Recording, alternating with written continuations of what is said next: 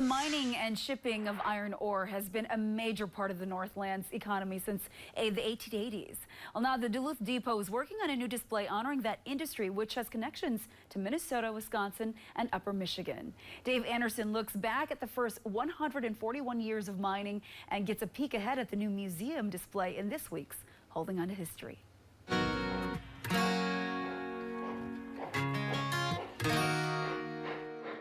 There are 8 iron ranges running from northeastern Minnesota to the UP. The first to produce ore were the Vermilion and Gogebic ranges in 1884. Elisha Markham was the original captain who came here in 1884.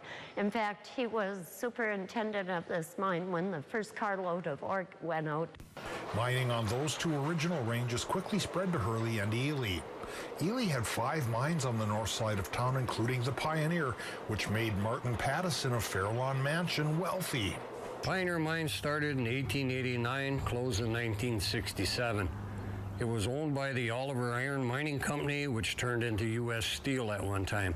Right after the Pioneer opened, the 7 ironmen that included 5 Merritt brothers and 2 nephews discovered ore on the Mesabi Range. It was 1890 when iron ore was first discovered by the Merritt brothers. The Cuyuna Range was discovered near Crosby in 1895 by Kyler Adams. The name is a combo of his first name and his dog Una. By the 50s, the rich natural ore of the ranges was running out. Low-grade taconite became the target.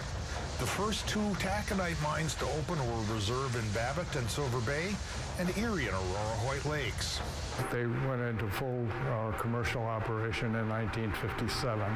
The last Vermilion and Gogebic Range mines closed in the 60s. The Cuyuna Range's last mine closed in the 80s. The Mesabi soldiers on with taconite. The St. Louis County Historical Society is honoring iron mining with a new display in the Duluth Depot that will include past, present, and future. We are actually building the exhibit with the idea of updating it periodically and expanding it.